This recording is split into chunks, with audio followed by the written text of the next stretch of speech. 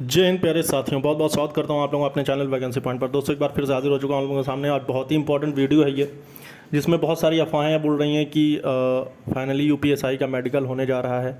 तो इसके पीछे क्या सच्चाई है, लेकिन मैं एक बात और आपको बता दूं कि यूपीएसआई भर्ती में जो भी अभी तक की जितनी भी अपडेट्स रही हैं वो तो मैंने आप तक पहुँचा ही दिया है, और इससे संबंधित जो भी अपडेट रहती है वो मैं चाहे थोड़ी बहुत ही रहे तो मैं आप तक पहुंचाने की कोशिश करता हूं। फिलहाल मैं बता दूं आरआर से ग्रुप डी का एग्ज़ाम चल रहा है, इसके चलते कुछ और चीज़ों में व्यस्तता के कारण मैं वीडियो की अपडेट नहीं दे पा रहा था। लेकिन अभी फाइनली बहुत सारे अभ्यर्थी ये पूछ रहे थे सर कब से मेडिकल शुरू हो जाएगा, तो इसलिए मैं ये वीडियो लेकर आया हूँ। और जो भी ऐसे अभ्यर्थी हैं जो इस भर्ती में पूरी तरह से क्वालिफाइड हैं और वो मेडिकल का इंतज़ार कर रहे हैं, तो मैं उनको सबसे पहले बताना चाहूँगा कि अभी तक बोर्ड की तरफ से ऐसी कोई भी नोटिस या ऐसी कोई भी खबर नहीं आई है कि उनका कब से मेडिकल होगा। लेकिन मैं आपको बताऊं तो कोर्ट से ये अपडेट ज़रूर है कि बोर्ड उनका तब तक मेडिकल नहीं करा सकता है जब तक कि कोर्ट का इस पर अंतिम निर्णय नहीं आ जाता। अब उसके बाद मैं आपको बताऊं तो कई सारी बहुत सारे यूट्यूब चैनल्स ये अपलोड कर रहे हैं कि मेडिकल कल से शुरू हो सकता है, परसों से शुरू हो सकता है, या फिर मतलब ऐसी कोई अपडेट। तो मैं आपको बताऊं दोस्तों, अभी पूरी तरह से इस पर निर्णय नहीं आया हुआ है, और जब तक इस पर निर्णय नहीं आ जाता, इस पर कोई भी ऐसी घटनाक्रम भर्ती बोर्ड अपनी तरफ से नहीं कर सकता। आपने देखा किस तरह से एक स्टेट की बात थी जहां पर डीजीपी साहब भी कोर्ट में पेश हुए थे, और उसके बाद वहां पर उन्होंने तुष्टिकरण किया था कि कुछ भर्ती मामले में ही ऐसी चीज़ें जैसे कि यूपीएसआई की। तो मैं आपको बता दूं कि यूपीएसआई भर्ती एक बड़ी भर्ती है, बड़े पैमाने पर भर्ती की भी गई थी। 9,534 पदों की भर्ती थी, छोटी मोटी भर्ती नहीं थी। और उसके बाद इसमें इतना बड़ा स्कैम सामने आ गया है, तो अब इस पर एक ऐसा निर्णय ज़रूर आएगा। अब वो निर्णय तो मैं अभी फाइनली मैं खुद नहीं समझ पा रहा हूँ कि क्या आएगा, क्योंकि इसमें बहुत ज़्यादा लेथन हो चुका है पहले ही। आपने किस तरह से देखा, बहुत सारी रिटें अलग अलग कोर्ट में बहुत सारी रिटें पड़ी हैं, लेकिन मैं आपको बताऊं फाइनली जो इसकी सुनवाइयां हैं वो इलाहाबाद हाई कोर्ट की तरफ से हो रही हैं। तो अब इस पर क्या अंतिम निर्णय है और उसके बाद इस पर क्या हो सकता है, कभी कुछ बहुत सारे। मैं तो कहता हूं कि इस बीच मैं खुद सर्च करता हूं यूपीएसआई अपडेट्स लिखकर, तो बहुत सारी चीज़ें आती हैं सामने। मैं अलग अलग खबरें देखकर खुद परेशान हो जाता हूं।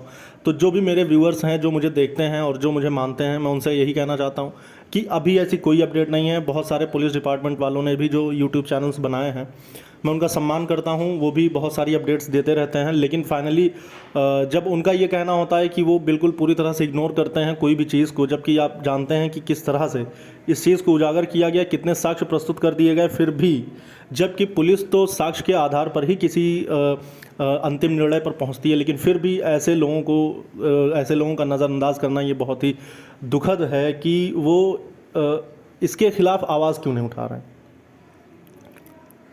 मैं किसी भी प्रकार का ऐसा कोई भी टीका टिप्पणी नहीं कर रहा हूं, और ना ही मैं सरकार के अगेंस्ट कुछ बोल रहा हूं, लेकिन जो सच्चाई है उस पर क्यों आवाज़ नहीं उठाई जा रही है? क्या इस पर एक मत होना सही नहीं है? तो जो कैंडिडेट सिलेक्टेड हैं उनका अपनी मेहनत पर उनका मैं सम्मान करता हूं, वो सम्मान के पात्र हैं, उनका चयन होना निर्धारित है। लेकिन जो ऐसे लोग थे जिन्होंने इस भर्ती को पूरी तरह से दूषित किया है, जिसके चलते ऐसे अभ्यर्थी भी बाहर हो गए फिजिकल के दौरान, जिन्होंने अच्छी ईमानदारी से मेहनत करके जो इसमें एग्ज़ाम में नंबर अच्छे खासे लाए थे, उसके बावजूद भी वो बाहर हो गए। तो ऐसे लोगों पर कड़ी कार्रवाइयाँ, और उसके बाद भर्ती में ऐसा ना हो उसके खिलाफ भी कार्रवाइयाँ होनी चाहिए। NACERT आपको पता ही है किस तरह से इस पर बहुत सारे सवाल उठ चुके, कोर्ट ने इसको किस तरह से क्या किया है आपको सब कुछ पता है। बहुत सारी जगह ये प्रतिबंधित है, फिर भी यूपी में क्यों ऐसी चीज़ों को का आह्वान किया जाता है?